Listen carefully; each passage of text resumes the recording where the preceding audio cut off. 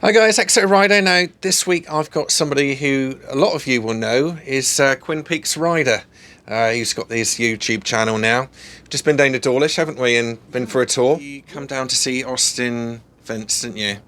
How do you get on with that? It's good talk, that, wasn't it? Yeah, I mean, I'm a big fan of Austin Vince. Austin Vince is one of the reasons why I got back into biking.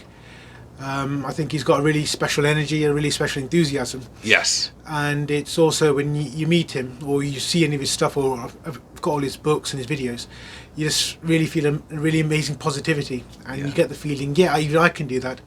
It's quite infectious. Yeah. And that's what I think is special about Austin. I don't want to start fanboying out or anything, but no, fanboy. That's you carry on. No, and so, like I said, for me, he's got this energy, and even more than that, he's got such a kind person. Yeah. And if you actually go and stop Austin, talk to him, he really gives you his time, attention, and he's usually always interested, in what you're doing. But to have someone who's that well known, who's helped that many people, who's such a positive human being, it really, it makes you want to go out and do the same for everyone else as well. Yeah. So for those who don't know Austin Vince and his adventures, how's the best way to... Someone doesn't know Austin Vince? How's the best way to describe him? He went... Did he start out across Russia? Because I had so much to take on last night. I've kind of... Austin's done a fair few trips, but going to his first big one was Mondo Enduro. Oh, sweet. And so in Mondo Enduro, he was there with a group, and they did have a trip around the world. One of them being his brother. Yeah. Yeah, Gerald. I'll get to Gerald in a second. But so there are actually there's quite a few people, and the important thing about this trip was it was an interesting change, because in his previous trips, one of the things that he says, he saw a lot of people on heavy Triumphs getting stuck somewhere, and he saw these German bikers on enduro bikes. And said he was happily skipping along and not being stuck not being held back. And then he said for him that was a mindset change, from going from these heavy, big bikes to go to a lighter bike, so your 350s, and being able to travel and being able to get through these difficult places. I remember watching it, and they got to the point. This was to the Zilov Gap, and it was a 400-mile gap. That was unpassable for them. They got there, got stuck. They had all of their enduro bikes, but then they realised they were fully loaded. They had. I think he's pointing out last night. He had actually had a giant Abus lock. Yes, that's right. Yeah. And he's saying, how silly were we to carry these giant heavy locks? Yes. With us, trying to get through these 1 meter deep holes and things. And just let alone that he's out there with no one else. Yeah. And so it was really interesting to see his mindset change and how angry. But also tells that he knew almost nothing about bikes, so he dropped his bike right into one of these gaps. So he said his entire bike fell through, it was over 1 meter deep, and his entire bike vanished. Yes. Yeah. And he was just like. Yeah, we can't say the words. No, but we can't. It was very colourful. We'll leave it to imagination. But, it was coming through, and you can actually feel yourself in that place. Yes. When you imagine you're driving through, suddenly your own bike falls through. I mean, what colourful metaphors, shall we say, are going to come through? But and he was on his own because everybody else was behind him. Yeah. So they were basically trying to follow this railway track, weren't they? Yeah. Along this, was it 400 miles? Yeah, Zilov Gap's 400 miles. 400 miles gap, and it was quite a challenge, wasn't it, to say the least? Yeah. But that was one of the things I found, that even though they went around the world, they did everything until they got to this point in Zilov Gap. That was the impassable part. That was what stopped their journey. And they got themselves on a train, got themselves out, skipped it. But the interesting thing for me, and I think this is where I feel some connection with his mindset, was that if I had to go do a trip like that, and there was one part that I couldn't get through, that I had failed in, it would irk me no end. And I think part of that is where the next video, Tierra Circa, comes in, where they did go around the world. They actually did the same route as they did a long way round. Austin actually helped the long way round team quite extensively. Yes. He's not referenced in it, but he put in. He should have been, really, shouldn't he? He should have been, yeah. I mean, he gave so much time. Even speaking to somebody else, it was another well-known author and writer and traveller, I don't want to mention, but I met him this morning, and he was telling me Austin gave so much time, so much energy, put so much into them to help them get through this point, but he was never referenced. No one ever bothered coming back to thank him. No one had any interest in him. But I think he's such an important figure. I don't think Long Way Round would be what it is without Austin. I totally agree, and that's one thing which I took away from last night was I didn't realise how much input he put into that, and basically I almost look at Long Way Round totally different now, to be honest, because he was saying that they missed a whole chunk of the trip, really, didn't they? Which he did, and he told them to do themselves, but they didn't want to do it because they couldn't get the support vehicles through it. So it's kind of telling half a story in some ways. It's still a great DVD. We're not saying that for a second, are we? It's also a fantastic story. I think Long Way Round did a lot for so many people. Yeah. And it told a story that really inspired so many people. So you can't take that away from him. No. But I think one thing I did take from Austin was that when you come to something difficult, whether it's in your life or it's in a journey and a trip, you go back and you take it and you face it head on and you get through it. Yes. And if you get to something difficult and you say, well, this is a bit hard, I'm not going to bother, it takes the shine. Yes. It takes. You're missing out, aren't you? Yeah. For me, it would take something away, and those are the memories from the trips I've done in the past. It's those things that I'll go back and look at. It's not the fun time I had, the ice creams on the beach and so forth. Yes. But it's the really difficult and tough times that I had that I went and pushed through. Yeah. That's what makes an achievement for me. Yes. Not being able to say do 500 miles a day. It's not, but even having to say 50 miles, that were an absolute disaster, that would just challenge me to the end. That is something that I personally would be proud of. Yes. And something I'd be happy with myself with. And that, I think that's what I look for in myself, in my own journeys. Yes. So I think for Austin, not only did he rise to that challenge by doing it again, most people wouldn't go around the world twice. Yeah. But he did. Yes. And he did the same route. So he cuts all the way across Russia, going through the Zilov Gap, not missing it. Yeah. Then all the way down to Vladivostok, Japan, and then he comes through the States, cuts across the Straits to New York, and then back to Mill Hill School in London. Yeah, amazing. Yeah. Yeah. He may have done that a long time ago, but I think it even holds up today. Some things people do in the past, and then we look at it today. Oh, it's not that bad. But remember, they are on 350cc Enduro bikes. Yeah. No sat nav. No sat nav. Everything by map. Even though I think he was telling us that even for Gerald, which is his brother, yeah, which is his elder brother, yeah, he went through on the same boots, yes, same jacket, that's right, yeah, same trousers, because they were skint, they didn't have any money, and that's what makes it a real achievement. Yeah. And if someone's got, like, say, millions of pounds or thousands of pounds, it's still an achievement to go around. Yeah. But when you put them side by side, and again with Austin, he gives you that energy to sort of say, well, don't put all these things in the way, just do it, just go. Yeah. He makes it sound so simple, and it kind of is, really. Yeah. But you just got to go for it, haven't you, if you want to do something like that. Yeah. And that's what it was for me. I sat for years just saying, watching everyone else's journeys and trips. I think in Sam Manicom's first book, Into Africa, he was telling about his friend, and he has to look after his mum, so he can't go. He's got responsibilities at home, and even the last time I spoke to him, that he said, look, he really respected people like that, and it was incredible that someone would give up everything to go do the responsibilities, and he had no end of respect for it. Yeah. But then at the same time is that to go and do that kind of trip, to get yourself out of mindset, to get yourself knowing you have your responsibilities, and go and do it. I thought, I can't do it. I can't have these responsibilities and go. And I think that's where meeting yourselves, meeting Saddlebags and Adam and everybody else, and even meeting my riding buddy Pooley, what everyone's given me was that, you know what, you can do it, but you have to see how you're going to do it. And the way that it works for me is to have in small chunks. Yes. And if I can't go and have 2 years off, which is, who can? But we can probably take 2 weeks, go do this a little bit, a couple of weeks here and a couple of weeks here. And I think that's something that it's all down to Austin. It's down to, I'm just finishing Ted Simon's book on Audible. But what's incredible about that is that he did his first round the world trip at 43. Oh, really? I didn't know. I know nothing about, as you can tell, I don't know anything about Austin or Sam Manicom, I just go to the talks, and Oh, it was so fresh for me last night. It was, you know it all, but I don't. So. Oh, I'm a nerd for this. I've been reading the books my entire life. Oh, I can tell. I wasn't hoping that was in the nicest possible way. I wasn't hoping that was going to come through, but yeah. No. But even with Ted Simon, so he did his first round the world trip at 43. Yeah. His second trip he did in his 70s. What did he do before 43? He was a journalist. He was a journalist. Did he still do travelling of some description? No, I don't think he. I think he didn't even have a license. I think at that point he got his license once he said it. He went to Triumph, said he wanted a bike, got a bike out of Triumph.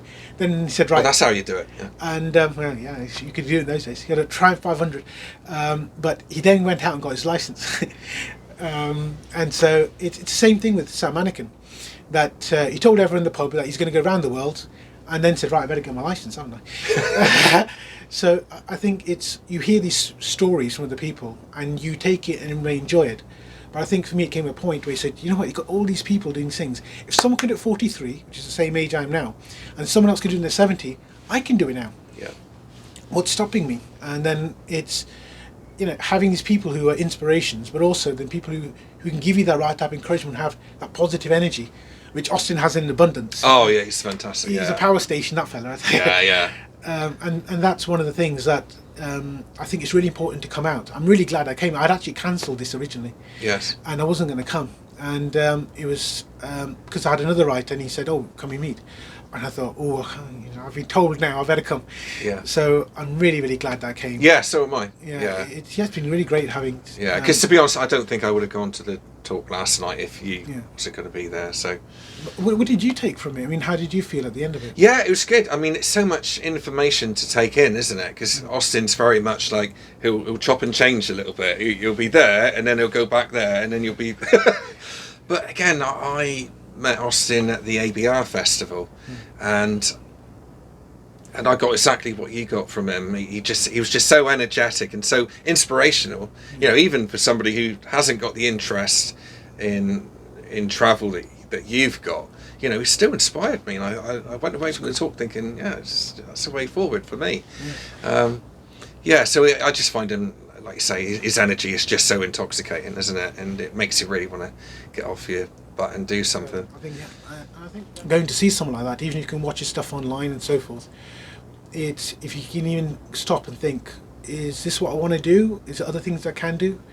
And I think even in what I found in the times when I've had difficulties and I've been going through, it's been chucking it down, it's really, really raining, I'm freezing to the bone, the entire body's shaking, I could barely see anything out of the visor, you know what it's like with the rain. Yes. And it's at minus something and your fingers are like icicles. And then at that point you just really got to dig deep. Yeah. And I think for me, at that point I can reference people like Austin, people like Ted Simon, people like Sam Manicom, Ellsworth Beard, all these people who've done Steph Jevons and Ben King. So, Ben King, I've met him, he's a great guy. Yeah, I sat down with him for about an hour at the ABR festival. Oh, nice. And he's got so much energy, hasn't he? Yeah, and I think it's when you go back and you have those times and you think of all these people and it gives you something back again. So I think it's, you can go out and hope to have something, but if you have someone that inspires you, someone that can help you with energy, go for it.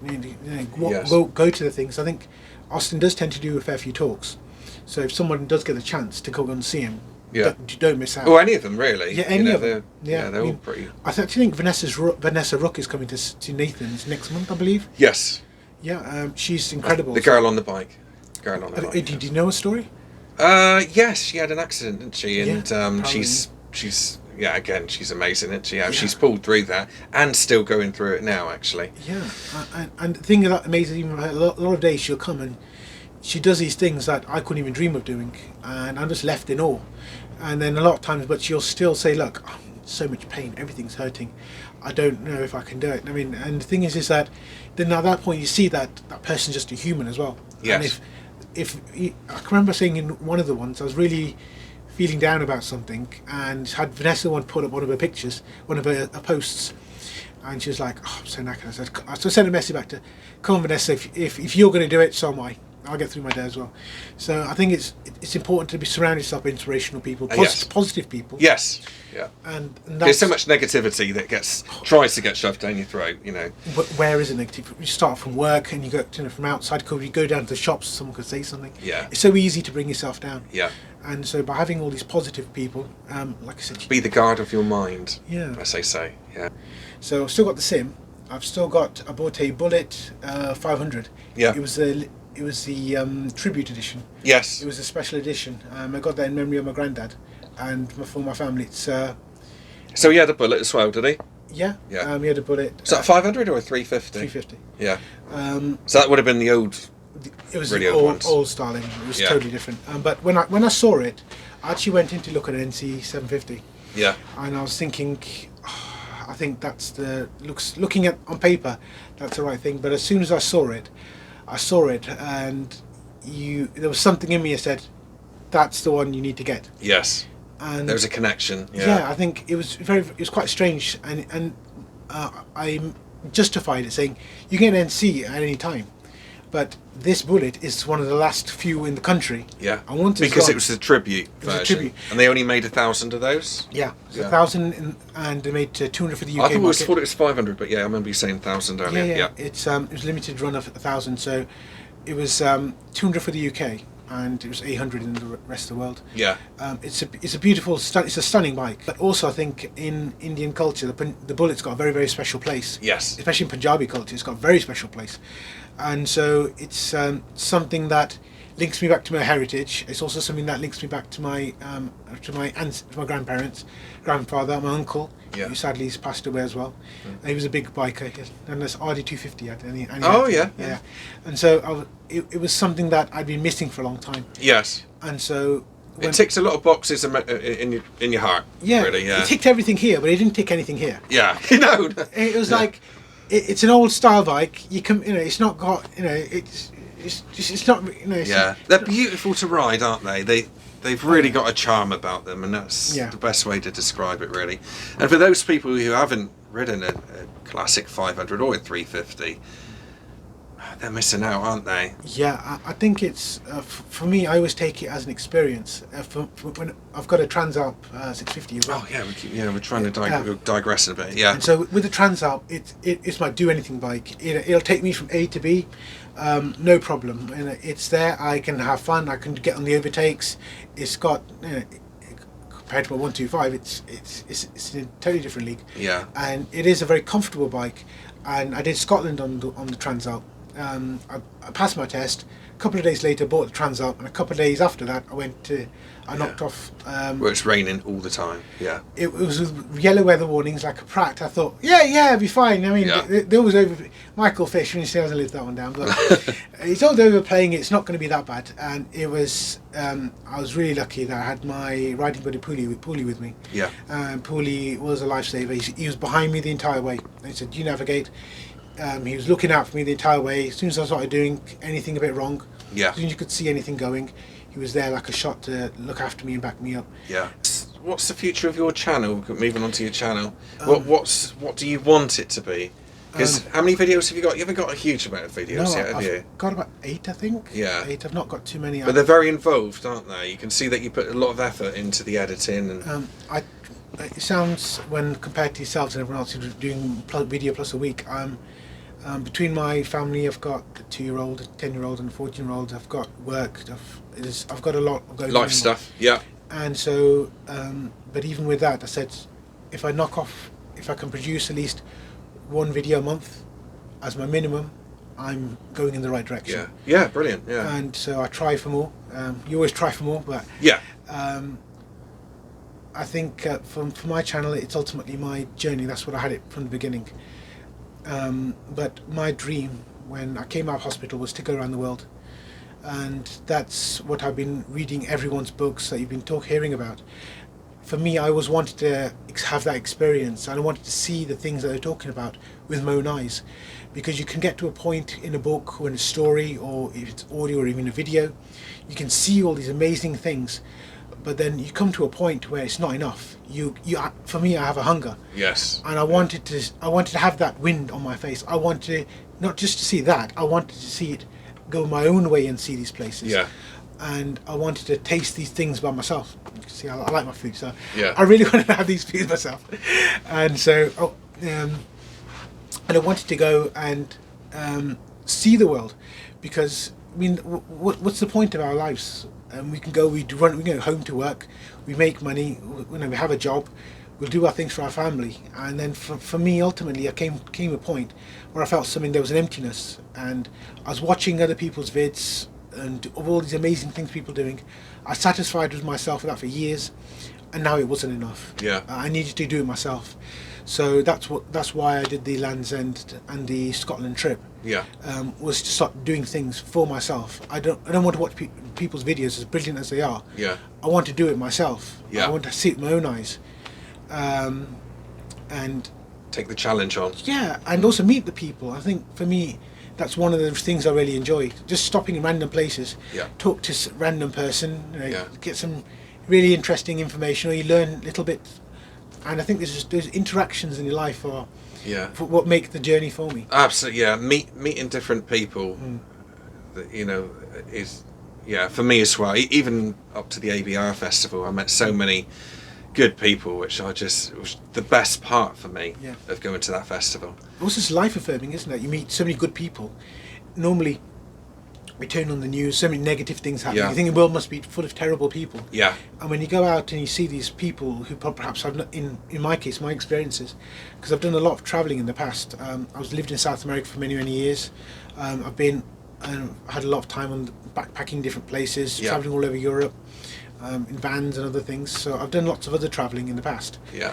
And it was one of the things that I'd forgotten, was that how nice and good people are. Yes. And you don't realise that until you get yourself out there. Yeah. And you have to expose yourself. It goes both ways.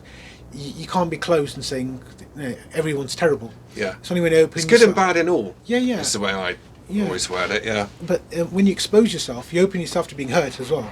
Yeah. But also you open yourself to being touched and by people's kindnesses, and you learn things. Yeah. How do you keep your bike so clean, by the way? I called up my bike to get ceramic coated, and it's a company called Supreme Coat in Sheffield. And so I'd seen that they'd done quite a good job with Richie Vida's bike, and how easy he was cleaning his.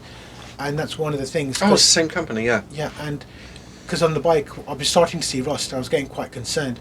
If this has happened within a couple of months, what's going to happen when I really put it through the runs? Yeah. Because for me, I wouldn't want to have a product that I didn't believe in. Yes. And I didn't want to go and put myself behind someone else just for the sake of something. And having used their product, it's been really good. And like you said, it's immaculate. I couldn't clean it that well myself. No. I'm not Western Super Road Vlogs. He's got some magic powers he has. Yeah, but that's all he does is clean his bike, isn't it? I think he's got the fifth magic power. He's just like the fifth element just to help him. Yeah. He's got some skill that it's not something that it comes naturally to me. Yeah. It's not something I'm still learning and growing, and still I've got plenty to go through. Yeah. There's so many things to see in the world. Yeah. And there's so many, and it's constantly changing. Yeah. So I don't want to go without having seen everything myself. I think there's tends to be a hunger. I'm hungry to do it, and I think once you've got that in your heart that you want to go out and see all these places, you can either spend your time making a stew of yourself, or you can get yourself out and actually go and see it. Yeah. So for my live. Yeah, live exactly. And so for my channel, the purpose and aim is the world trip, and I want to go to everywhere. Yeah. So for this year, I've got a Europe trip planned.